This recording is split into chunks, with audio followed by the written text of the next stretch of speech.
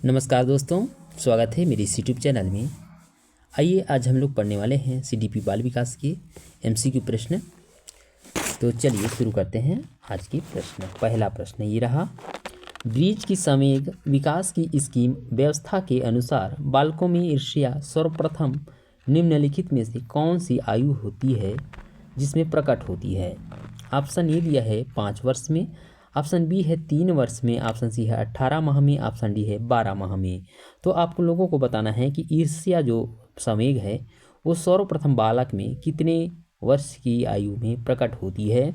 तो इसका जो करेक्ट उत्तर होगा वो होगा मित्रों 18 माह में। 18 माह में बालक में ईर्ष्या की जो भावना है, जो संवेग है, वो प्रकट हो जाता है 18 माह में। अगले प्रश्न की ओर बढ़ते हैं। ये किसके अनुसार कहा गया है? तो ये ब्रिज के अनुसार कहा गया है। अगला प्रश्न दिया है, निम्नलिखित में से एक को छोड़कर मानसिक विकास के पर्यावरणीय कारक में सभी शामिल है, वह कौन सा है? एक को छोड़ देना है, बाकी जो है पर्यावरणीय कारक में शामिल हो जाता है। ऑप्शन ए देखते हैं, अधिगम का वातावरण, ये जो है पर्यावरण में ही शामिल होगा। पोषण की गुणवत्ता ये भी होगा, परिवार की संस्कृति ये भी होगा। लेकिन जो बुद्धि है ये पर्यावरणीय कारक में शामिल नहीं होता है, ये आनुवांशिक कारक में आता है, यानी कि प्रकृति से संबंधित है। तो इसका सही उत्तर होगा ऑप्शन नंबर डी होगा, बुद्धि। अगले प्रश्न की ओर बढ़ते हैं। अगला प्रश्न दिया है मित्रों, निम्न विकल्पों में से बालक की वृद्धि के बारे में कौन सा विकल्प सही है? तो यहाँ पर बताना है वृद्धि के बारे में कौन सा विकल्प है जो एकदम जो है सही है, करेक्ट है। ऑप्शन ए दिया है, वृद्धि अधिगम और अनुभव का परिणाम है। वृद्धि जो है बोल रहा है कि अधिगम और अनुभव का परिणाम है। ऑप्शन बी है, वृद्धि कोशिकाओं और अवयवों होगा कि आकार में परिवर्तन है। बिल्कुल सही, ये वृद्धि और कोशिकाओं अवयवों के आकार में परिवर्तन है। अगला ऑप्शन देख लेते हैं, वृद्धि शरीर में आंतरिक परिवर्तन है। बिल्कुल सही है, लेकिन जिसका मापन नहीं किया जा सकता, ये गलत हो गया है। वृद्धि शरीर में केवल गुणात्मक परिवर्तन है, ये है केवल जो है गुणात्मक परिवर्तन है, तो ऐसा तो नहीं है। तो इसका सही उत्तर होगा ऑप्शन नंबर बी ही इसका करेक्ट उत्तर होगा। अगला प्रश्न पढ़ते हैं, निम्न में से कौन सा विकल्प वृद्धि और विकास के सामान्य सिद्धांत के बारे में सही नहीं है? यहाँ पर बताना है कि वृद्धि और विकास के सामान्य सिद्धांत के बारे में सही नहीं है, इसमें से बताना है। तो क्या विकास क्रम में एकरूपता होती है वृद्धि और विकास में? हाँ बिल्कुल सही, वृद्धि और विकास क्रम में एकरूपता पाई जाती है। विकास विशेष से सामान्य की ओर चलता है, निरंतरता का सिद्धांत बताता है, व्यक्तिगत अंतर का सिद्धांत, ये भी सही है। लेकिन इसका जो करेक्ट उत्तर होगा नहीं है बोला है, तो इसका सही उत्तर होगा विकास विशेष से सामान्य से की ओर ना चलकर सामान्य से विशेष की ओर चलता है, इसलिए इसका सही उत्तर होगा ऑप्शन नंबर बी जो है इसका करेक्ट उत्तर होगा। विकास के सिद्धांतों के संदर्भ में निम्न में से कौन सा वाक्य सही नहीं है? सही नहीं है कह रहा है विकास के सिद्धांत के आधार पर। ठीक है, ये सभी क्वेश्चन जो है आए हुए क्वेश्चन है मित्रों, तो थोड़ा सा ये जो है किसी न किसी एग्ज़ाम सीटेट हो गया, एस्टेट हो गया, और जितने भी यूपी टेट हो गया, वहाँ से जो है क्वेश्चन लिया गया है, तो बिल्कुल भी इसको अनदेखा ना करें। चलते हैं, ऑप्शन पढ़ते हैं। विकास अधिगम और परिपक्वता दोनों का ही परिणाम है। बता रहा है कि जो विकास है अधिगम और परिपक्वता दोनों का ही परिणाम है। बिल्कुल सही, मैच्योरेशन जो है ज़रूरी है। विकास क्रमबद्ध नहीं होता, ये जो पकड़ में आ गया। ठीक है, विकास क्रमबद्ध होता है।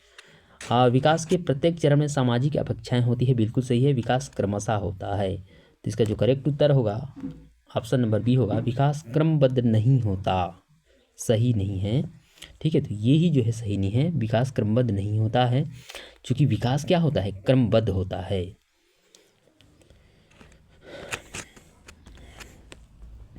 अगला प्रश्न है, किशोरावस्था में व्यवहार व मनोवृत्ति पर सबसे अधिक प्रभाव पड़ता है।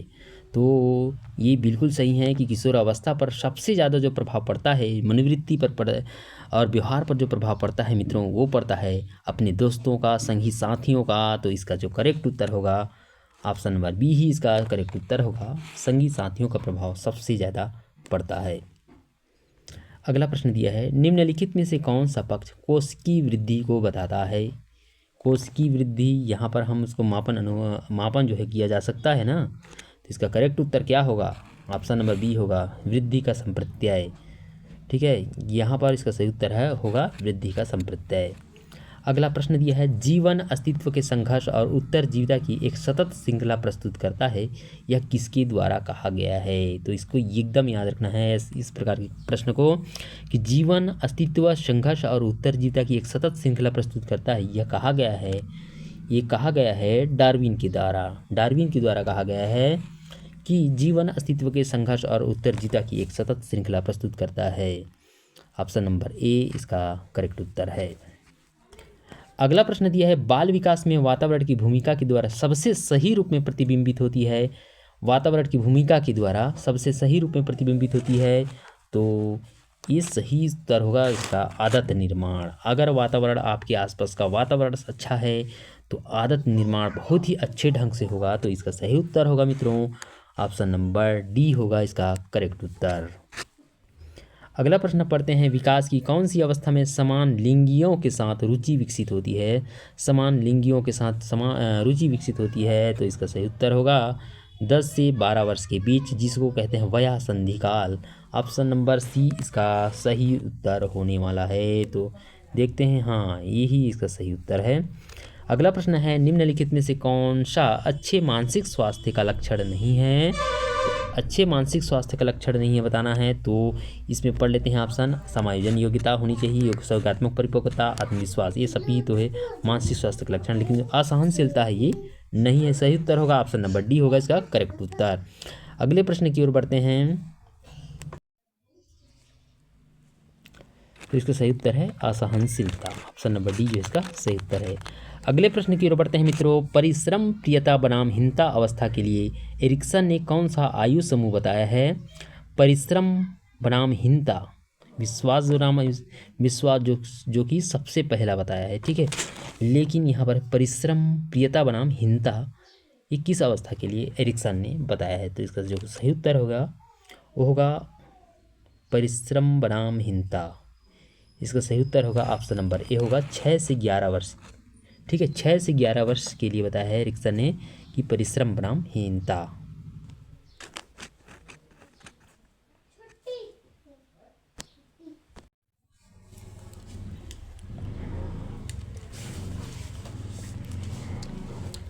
बालक के शरीर में होने वाले लैंगिक परिवर्तन विकास की कौन सी अवस्था में दिखाई देना प्रारंभ हो जाते हैं?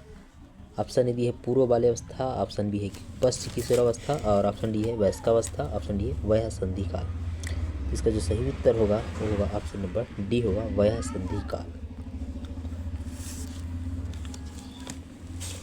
अगला प्रश्न पढ़ते हैं, जन्म से किशोरावस्था तक बच्चों में विकास किस क्रम में होता है?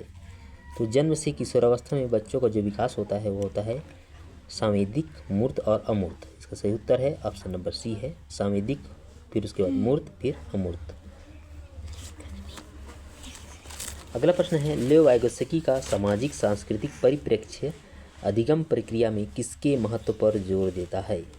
तो लेव वाइगोत्स्की जो है सामाजिक सांस्कृतिक परिप्रेक्ष्य में अधिगम प्रक्रिया के जो है सांस्कृतिक उपकरण पर जो है जोर देता है। सही उत्तर है ऑप्शन नंबर सी है सांस्कृतिक उपकरण। लॉरेंस कोहलबर्ग के सिद्धांत के अनुसार किसी कार्य को इसलिए करना क्योंकि दूसरे इसे स्वीकृति देते हैं नैतिक विकास के चरण को दर्शाता है, तो ये दर्शाता है प्रथा पूर्व अवस्था। ऑप्शन नंबर सी जो इसका करेक्ट उत्तर है प्रथा पूर्व अवस्था। अगला प्रश्न है, बच्चों के समाजीकरण के संदर्भ में निम्न में से कौन सा कथन सही है? ऑप्शन ए भी है समकक्षी समाजीकरण के प्राथमिक कारक हैं और परिवार समाजीकरण का द्वितीयक कारक।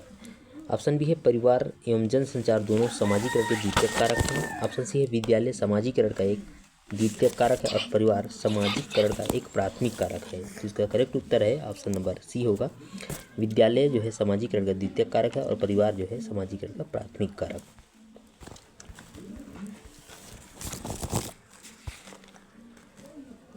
अगला प्रश्न दिया है, एक गतिविधि के दौरान छात्रों को संघर्ष करते देख एक अध्यापिका बच्चों को संकेत और इशारे जैसे क्या, क्यों और कैसे प्रदान करने का फैसला लेती है। लियो वाइगोत्स्की के सिद्धांत के अनुसार अध्यापिका की यह योजना क्या है। तो अध्यापिका की जो यह योजना है एक अधिगम के लिए पाठ आधारभूत संरचना का काम करती है। जो अध्यापिका है गर्भधारण से लेकर जन्म तक की अवस्था को क्या कहा जाता है। तो गर्भधारण से लेकर जन्म तक की अवस्था को कहा जाता है प्रसव पूर्व अवस्था। ऑप्शन नंबर ए इसका जो है करेक्ट उत्तर है। अगला प्रश्न है लड़कियां मध्य बाल्यावस्था में अधिक महत्व देती है परिवार को, परिवार के संबंध को, और लड़के ज़्यादा महत्व देते हैं सामाजिकता को। तो इसका जो करेक्ट उत्तर होगा वो होगा ऑप्शन नंबर ए होगा पारस्परिक प्रतिष्ठा। तो आज के लिए इतना ही मित्रों, मिलेंगे एक नए वीडियो के साथ, तब तक के लिए धन्यवाद।